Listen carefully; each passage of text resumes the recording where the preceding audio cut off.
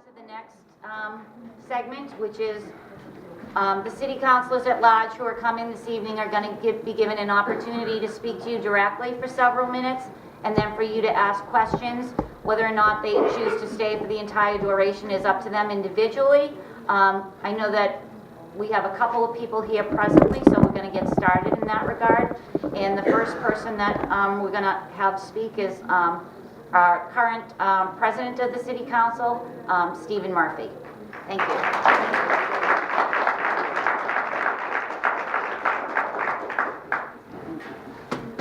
Stand there. Right there? Do you want water? Because we're taping it for our audience is that's tough. not here. Yeah. If you want water, it's right there. Oh, thank you.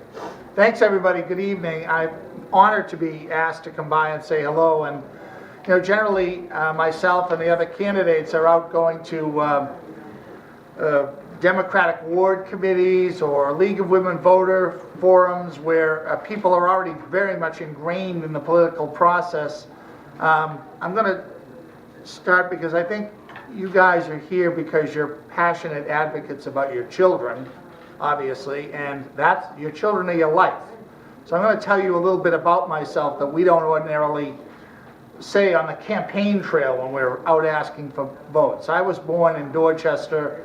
I actually lived in the Morton Galvin housing project for a couple of years before my family bought their first home in Dorchester. I went to the Boston Public Schools. I graduated Boston Latin School in 1975. I was in the last all-male class of Boston Latin School. I went on to Stonehill College and worked my way through college transporting special ed kids to the Rhode Island School for the Deaf. And I used to get up every morning at 5:30 and take 5 kids that were all on a different route from Bridgewater through Somerset and Seekonk over to Providence to the Rhode Island School for the Deaf. I worked for a company called Autobus, and they were located on East Cottage Street over here in Dorchester.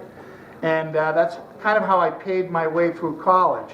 When I got out of college, I got offered a job as a supervisor in the SPED division of Autobus. And I was managing 25 drivers and routes. We were doing out-of-city special education transportation. And I did that from 1979 to 1984 till the company was sold. But I worked my way up from being a supervisor to being the vice president of the company. I wasn't an owner or anything. And I actually ran the day-to-day operation. We had school buses, motor coaches, and sped transportation. And when the company was sold, I took another course in life. I decided to go to work in the state senate as a budget analyst. I learned the public side of budgets. But I do recall intimately working with SpedPac parents for Autobus. We weren't as organized back then, but I was working with special ed parents and dealing with IEPs and kids in the private sector many years ago. I've since moved on to become a city councilor at large, and for the last 3 years the president of the city council, which is a totally different role. It's a supervisory role. I can report to you on a general basis that the city of Boston is run well in terms of finances. Most cities around the country are having their tough times. Detroit has declared bankruptcy. Chicago's bond rating has gone down. In Providence, they gave 2,000 teacher layoffs back, or pink slips. They didn't wind up laying them all off, but pink slips to teachers last February. And here in Boston, we've been able to kind of overcome or weather the economic storm because we've worked together, the mayor and the city council, so that we weren't cutting budgets during a tough, and everybody knows it's a down economy. Down economies impact families and they impact governments. And I'm here today to ask for your support, to tell you a little bit about who I am. Growing up in the city all my life, I'm passionate about helping people. I got into politics because it's the great equalizer. It gives the people who are the little guy the fighting chance in life, and you can make a difference with a phone call or taking action on an issue. I've done several as a city councilor. I wrote the living wage ordinance that's on the books for the city back in 1999. It's $13.85 is the minimum wage in Boston if you work for the city or if you are under contract for the city. There's a living wage ordinance to help people out of poverty, and I authored it. I did a lot on groundwater work, the pilot task force, payment in lieu of taxes task force. With my colleagues on the council, I led the fight to bring the colleges and hospitals to the table because they are not-for-profit, they do not pay property taxes, but we've now got a new formula which gets the city $30 million and an increase in partnerships, an increase in specialized services that each of these colleges and hospitals give to Boston every year for the next 5 years and moving on down the line, because it was an issue of fairness. It's an issue of some people weren't paying their fair share, others were, and that's what kind of motivates me to go to work every day, to do the best I can and stick up for the little guy and try to help somebody. And I think over the course of time, I've got a lot of accomplishments on the city council. No one does it alone on the city council. There are 13 of us. And we partner with the mayor, and you know, mayors have a great bully pulpit where they can go up and announce things, but mayors don't do it alone. They need partnerships on the city council. And I'm just here today to tell you a little bit about who I am, to ask you for your support moving forward, and to tell you that I will be an advocate for you. If you pick up the phone and call me and need me on something at Court Street or in your child's IEP, I'm there for you. And that's the pledge I can make, and it's glad to put faces. I've heard of the SpedPac. I haven't met any of them. I'm meeting you now. I saw the kids doing their homework and having a little pizza party next door, and that's where I want to be. So thank you all very, very much for your opportunity. Come on, thanks. Are there any questions? Yes? Mine is just generally to each one of you. With regards to the public schools, are you guys in favor of the longer days? Like as pertains to SPED, like a lot of kids in special ed aren't in their neighborhoods because of the services they need. Mm-hmm. So with the longer day, that my child gets home now at 4, then he'll be getting home at, after. Well, I'm going to tell you the I'm truth. just curious how those people really I'm want. going to tell you the truth about the city council and the public schools. The city council doesn't have any authority to raise a budget, to increase a budget. The only authority the city council has is to cut a budget. It's different from the legislature. So every year we get a budget from the mayor and the school committees voted on it. And our job is to review it, ask questions, challenge it. But the only thing we can really do is cut it. And nobody wants to be in a position of cutting services to anybody.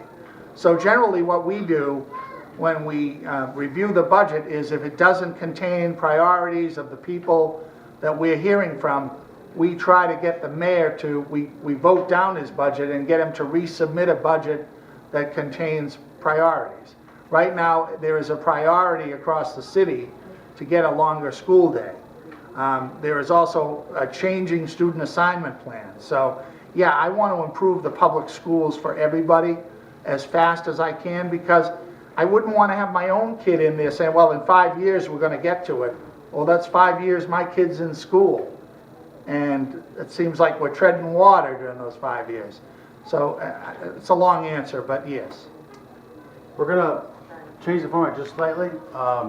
We are going to allow all the counselors, all the candidates to speak, and then we'll have open questions. I think it might be easier to allow equal time. I can't stay for that. Okay, thank you. Thank you. Thank you, everybody. Hello, everybody. My name is John St Amant. I'm the Vice Chair of BostonSpedPac. Our next candidate is Michelle Wu. Good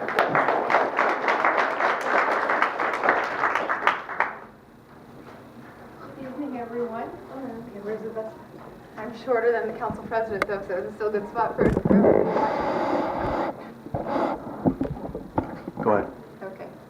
So thank you so much for having us tonight. My name is Michelle Wu, and I'm running for one of the 4 city council at-large seats.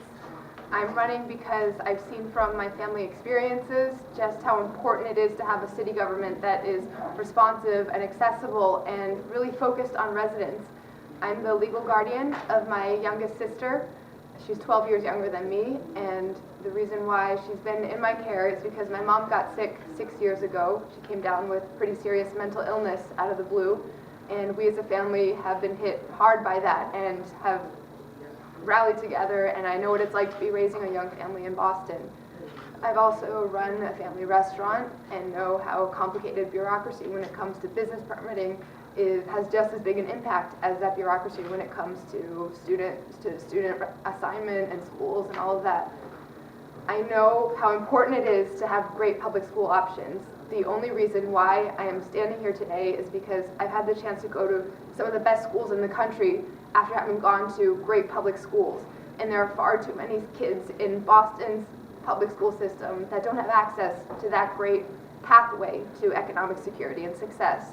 And it's heartbreaking to look around and see our city surrounded by resources, universities and hospitals and high-tech technologies being brought from around the world, and there's still that gap in access.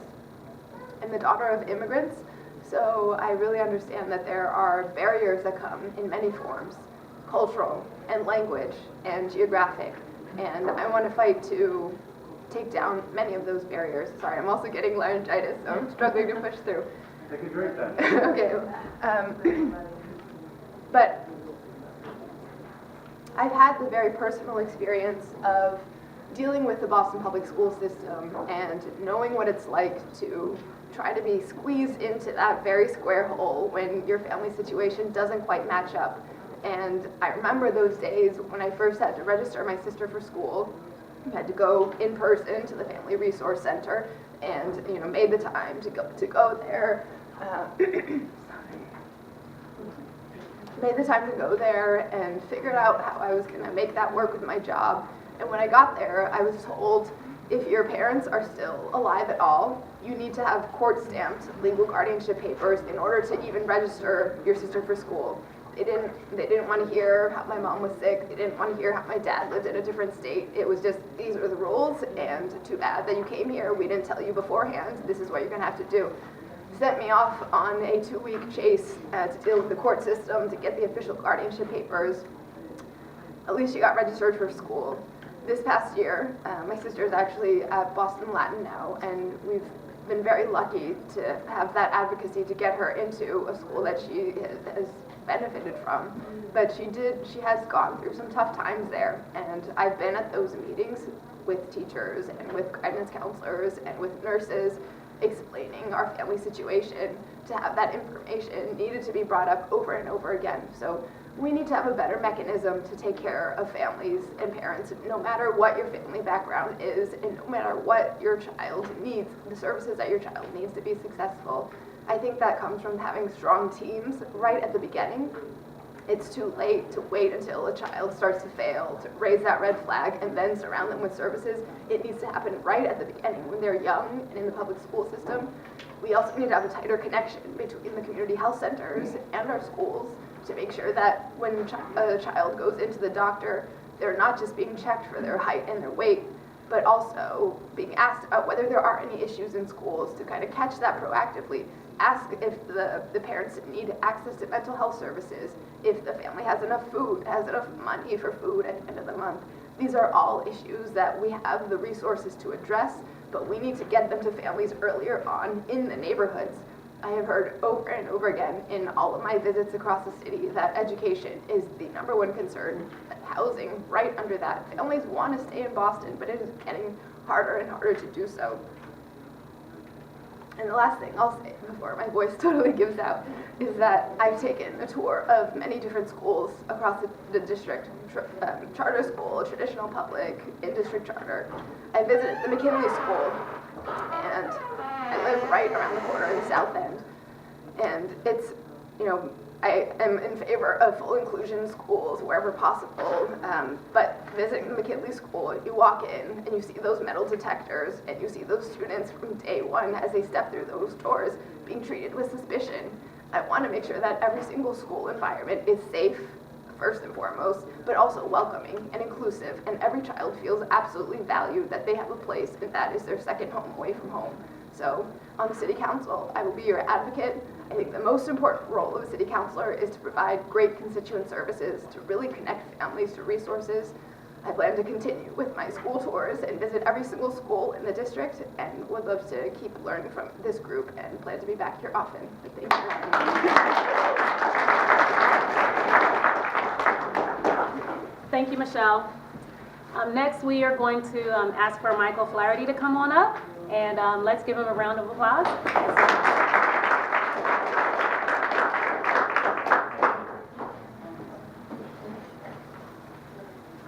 Thank you, Regina, and thank all of you for allowing me the opportunity to come over and say hello. For some that don't know me, my name is Michael Flaherty. I served on the Boston City Council for 10 years, 5 as council president, and I obviously feel very excited about being in this race. For the first time in 20 years, we have an opportunity to elect a new mayor. And with that, 5 members of the Boston City Council, a 13-member body, ran for mayor, 4 of whom giving up their seats. And so if there's ever an opportunity for an experienced member of the council to go back, keep the council focused on the people's business. It's a $2.6 billion budget with lots of critical issues that face us.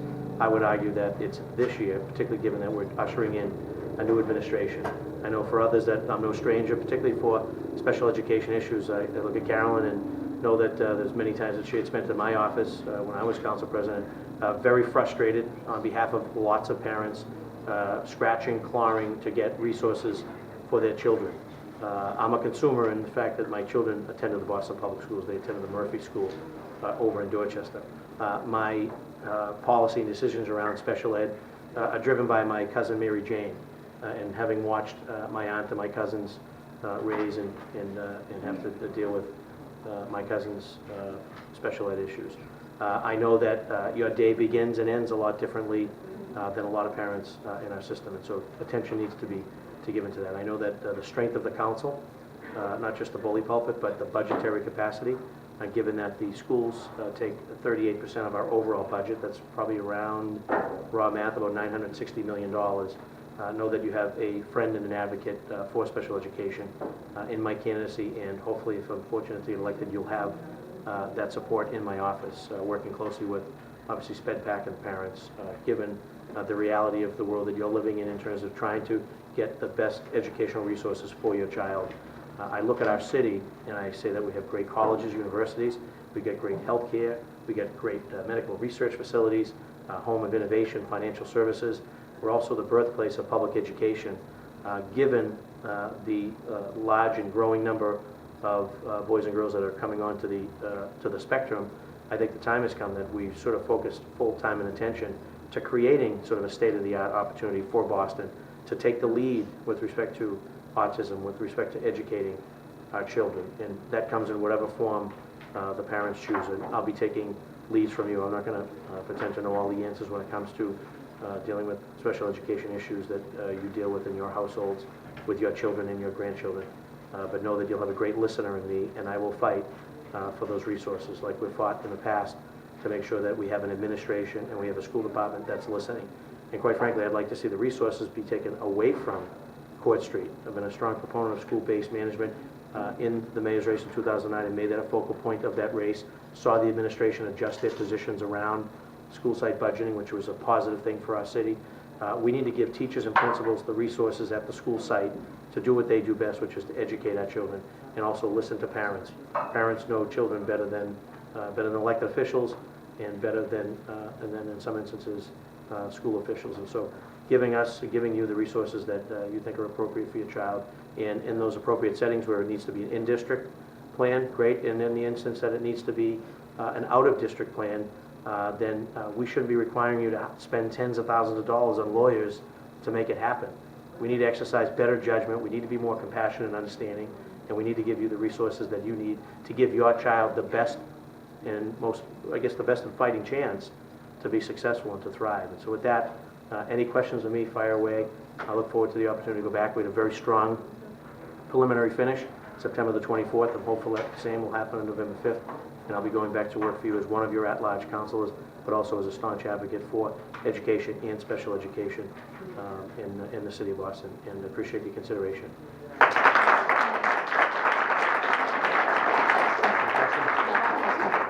Any questions? Yeah, we'll have a Please. Thank you, Michael. Thank you. Thank you. For those who don't know me, I failed to share my name. I'm Regina Robinson, and I'm also one of the members of the executive board.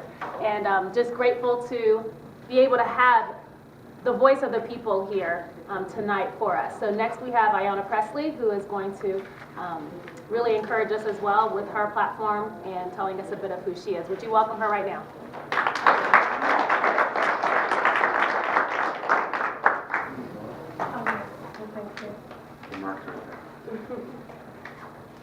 Right here. Oh, okay, This is SpedPac. This is a big deal. all right, Good. okay. And can I move? I'm kind of a pacer. Or do I have to stay right here? I'll do my best. Okay. No fall. All right, very good. Good evening, everyone. My name is Ayanna Pressley. For those of you who reside and vote in the city of Boston, I've had the humbling honor of serving as one of your 4 at-large Boston City Councilors for the last 4 years.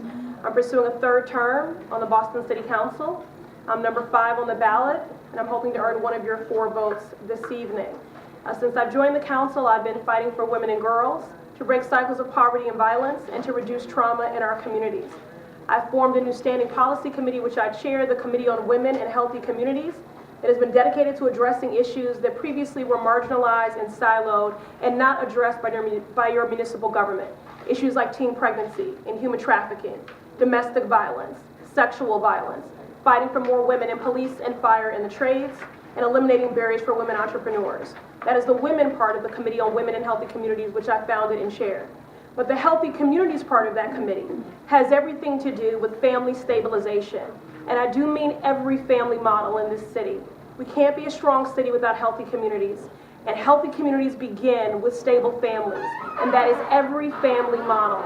And we have to name every family model. Whether you're a grandparent raising a grandchild, 2 mommies, 2 daddies, a family of 1, or parents with special needs children. Advocacy begins by naming that issue. And so I want to thank you and commend you for your advocacy. I have never aspired to be a politician, only an advocate, and everything that I learned about advocacy I learned from my mother who raised me alone. She was my fiercest advocate and made sure I'd never be denied or deprived any opportunity in life. And you do that every day for your children, and I want to thank you for your vigilance and for your leadership in doing so. Some of the things as an ally and partnership that I have done is to fight for inclusionary classrooms, also to make sure that there are not unfair disciplinary practices that have inherent sort of built-in biases often against special needs children. As I said, one of my priorities has been teen pregnancy. And so in doing that work, I fought for a comprehensive sex and health education curriculum within our Boston public schools. But I also had great insight and support from people like Diane in this room this evening, who reminded me that within that comprehensive sex and health education curriculum, which I wanted to make sure would be culturally competent and age appropriate and medically accurate, but that it was also needed to be competent for special needs children, who are often some of our most vulnerable when it comes to unhealthy or at-risk sexual behaviors or abuse. I'm a survivor of a decade of childhood sexual abuse and sexual assault as an adult, and these are issues that I take very seriously.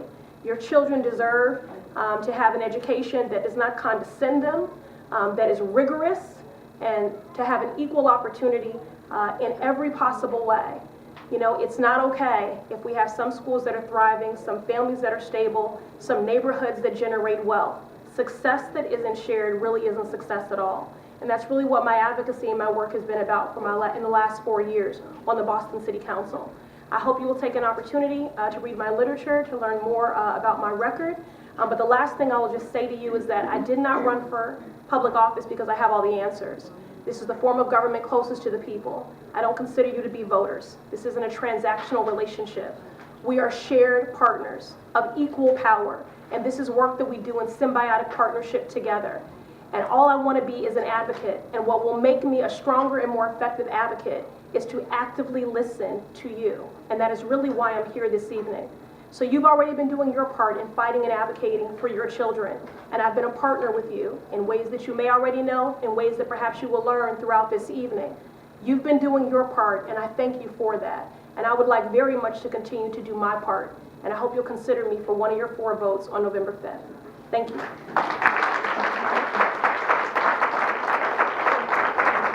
Thank you so much. I love that she emphasized that we are shared partners in this. So I hope you're as excited as I am with these candidates here, because we have an opportunity to hear from them and hear their voices, but to use the power of our voice in connecting the dots to making Boston a better city.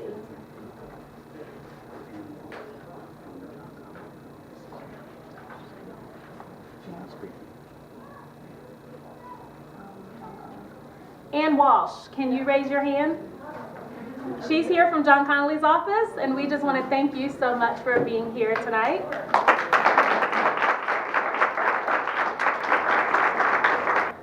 Next, we will have Jeff Ross come up and share a little bit of his story and why he wants our vote. Yeah. Let's give him a hand, please.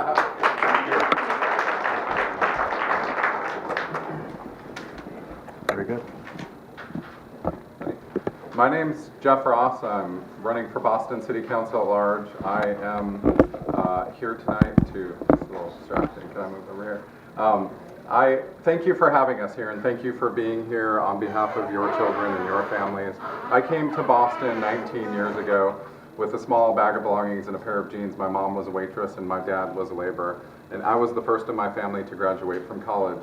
My mom worked for minimum wage, and we struggled as a family sometimes, and there were times we couldn't afford to buy heating oil, so we heated our apartment with an oven.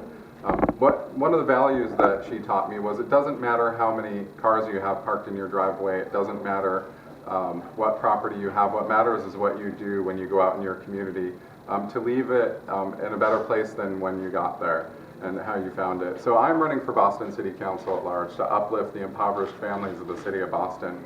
I've been out there advocating to get money from the city's reserve deposits invested in local banks to create access to capital and opportunity for families to start businesses and grow businesses. Through that, we can create economic vitality in the city of Boston and help uplift people. I think that when we talk about development, I would like to see development partnered with transportation infrastructure and markets so that we can have healthy, affordable food in every neighborhood. And I know that's something that families across the city need. When I was in third grade, I volunteered for the special needs class when I was in school. So I very early on understood the challenges that teachers face and that parents face.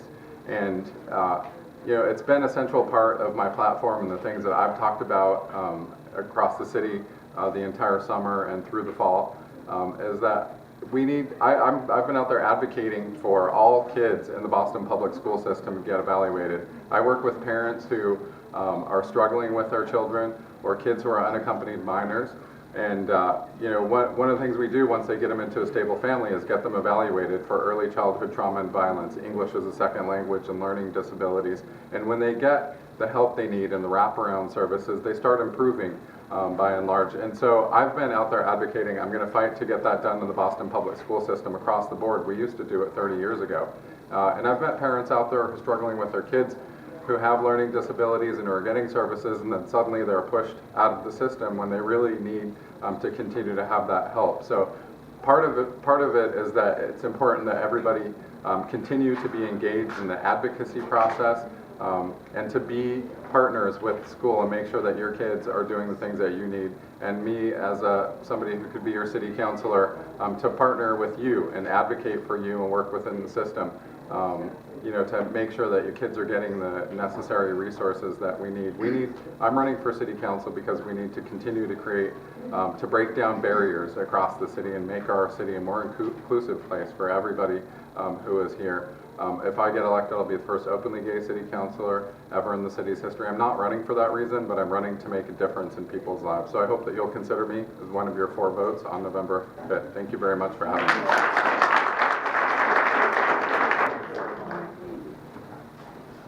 Thank you so much. Just a reminder, we are going to have questions for our candidates at the end. So this is going to be the opportunity for you to use your voice and to be that powerful advocate that you are every single day in your child's school. Yes? Yes.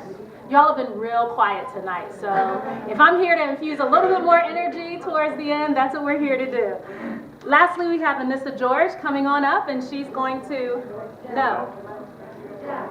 Jack Kelly, too. Oh, Jack Kelly. Jack, you can come on up, and then we'll save the best for last. Why don't you acknowledge Keogh paid for them. Okay. Thank you for coming. Let's give him a hand, please. Thank you. I hope that's not my future, that I'm going to disappear in a couple weeks, but am I good? You're good? All right. My name is Jack Kelly, and I'm a candidate for Boston City Council. I'm number 2 on the ballot. This is my first time putting my name on a ballot, running for political office, but I've been involved with politics and government for quite some time now. I worked as a neighborhood liaison for Mayor Menino. And one of the specific things that I did, and I don't know if you guys are familiar with the Warren Prescott School in Charlestown, but I was a neighborhood liaison when a lot of the transition that happened at the Warren Prescott School happened. And when you're a neighborhood liaison or when you work for a politician, you can never take credit, and then when something goes wrong, you take all the blame. And so, you know, I got accustomed to that role. But one of the things that I'm proud about when it comes to school policy is that I had a direct hand on helping some of the transitional things that happened at the Warren Prescott School. I can point to a few different things that I was able to do to give more school choice and allow the parents to get more involved with their school. And, you know, the Boys and Girls Club, which was in close proximity, there was a gym that was being used by outside people, and I helped, you know, advocate to the mayor that this was something that the Warren Prescott could use and should be more effective to help them, you know, so they could walk across the street and use the gym. I had a big role in that, and I'm very proud of that because, you know, I understood that, yes, it was a tough thing politically to advocate on something like that because the Boys Club was making money from a different group that was coming in, but I knew that the right thing was to do. The parents came to me, and they said this is something that's very important to our kids. I advocated to the mayor, and the mayor agreed, and we gave some more power to the school, and it was a good thing, so I'm very proud of that. But, you know, as far as, you know, things that you do in creating partnerships, students with disabilities are a core part of our school system, and I can't even imagine some of the challenges as parents that you have to go through on a day out and day basis. But I also know from, and my girlfriend has 2 cousins that are autistic, and quite frankly, I didn't know much about disabilities except from a textbook standard, and know that just because I'm a moral and compassionate person, I always would care about such issues. But I got to, in the last couple of years, really be around them and see the stuff that their parents have to deal with, and just see them as children and as people. And it's, you know, as challenging as it must be for you guys, I also seen the beauty and the sort of what makes them amazing individuals within themselves and amazing kids. And I've learned from both of them, and they have different levels of autism, and I was able to see the differences, and I've seen how challenging that can be, but also, as I said, how inspiring it can be, because there's some things that are unique to these 2 individuals that I was able to apply to things in my own life. And that's, I think, the core thing is to talk about inclusion. And I know the federal law is very specific with this, that inclusion is a necessity. And I think we've done a good job in the middle schools, thankfully, because of partnerships with the PAC like this, because you guys train parents that are coming in that have all these questions, and that is what makes, you know, this PAC so good. But we need to do a better job going in high school and then after high school, and that's the concern I have, because one of the things I always ask her, I said, well, you know, the names of Sean and Danny, I say, well, what is Sean and Danny going to do when they grow up? You know, and who's going to look out for them, and who's going to prepare to train them as they go forward? It's okay when you guys have parental guardianship over them right now, but what's going to happen when their life goes forward? And that's my concern. You know, and I have to lead with, you know, I have to be able to work with partnerships with guys like you and people within the medical community to try to open my mind up so that I can be a good advocate for everybody that's a parent, and also just them as individuals. Students with disabilities are a really bright and unique part of our society, and they need to be inclusive in our society, and they need to shine them in society. I've battled addiction. I'm a former heroin addict. I know what it's like to be in a part of society that sometimes people are sort of having a difficult time accepting, even when they become sober. So I know exactly what that's like. It's not the same, and it's, you know, challenges are different, but I see the value in what they bring to society for us, quote unquote, normal people, supposedly, right? And that's always something that bothers me. And so I'm an advocate for anybody that's going through difficult times, or we perceive to be different, because they're not. They're beautiful people. We need to be there with students with disabilities. We need to make sure that inclusion is not just in middle school, but it goes throughout high school and after high school. So that's why I'm running for Boston City Council, and I hope that I can earn one of your 4 votes. Thank you very much.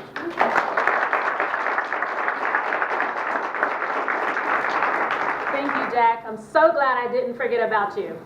So glad. Thank you so much. Really appreciate your story. Before Annissa comes up, Marty Keogh is not able to come tonight because his wife had a baby girl, so we can congratulate them. Annissa, please come on up and share your story. Please welcome her as she comes. Good evening, everyone. Soon, hopefully, it'll be good night and off to the Red Sox.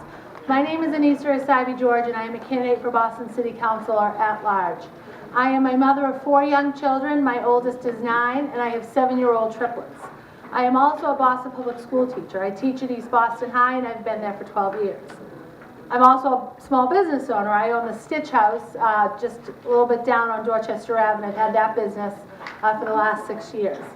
We are, just to give you a little perspective, we are at 1216 Dorchester Ave. I grew up at 983 Dorchester Ave.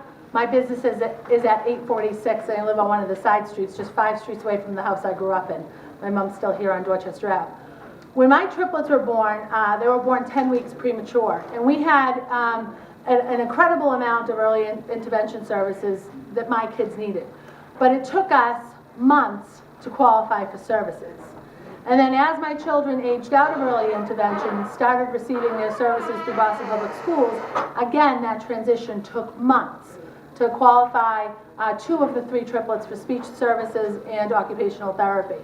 And it was an incredibly frustrating amount of time for someone like me that understood the Boston Public School system, or at least I thought I understood the Boston Public School system, the application process and all of that. And it's been incredibly challenging, and my kids, you know, I'm very grateful that they've grown out of their speech delays and then their occupational and physical delays. What I'd like to speak a little bit about is my time as a Boston Public School teacher. Over the last 12 years, I've taught at East Boston High, mostly 11th and 12th graders. I'm social studies certified, and I get to teach the electives, which is incredibly exciting because they don't hate me as much as, my students don't hate me as much as they do their math and English teachers.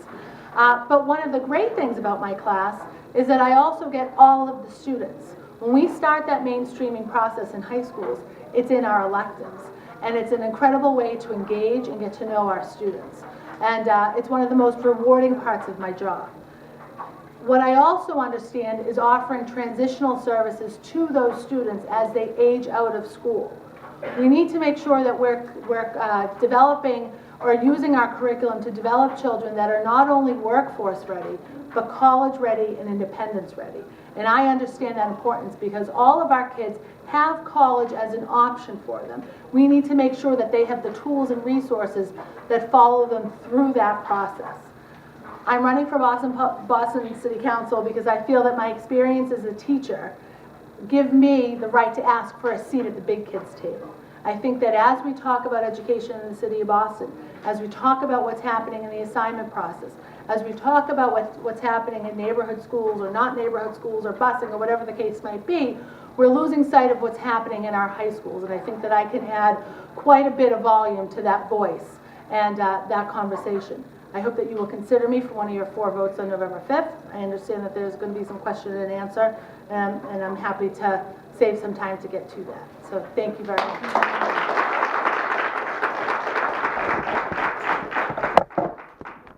Thank you, Annissa. I thought I was hearing things when you said something about triplets. And I did a double take because I'm a mom of 4 and I think my life is crazy, and then I meet someone with multiples and I'm like, woo! Anybody else multiples in the room? All right, you got us beat. I'd like to bring the candidates up now, and we're going to figure out a way to scan the camera back a bit so that we can have all of you on camera. We're going to have questions. Families who are here tonight, you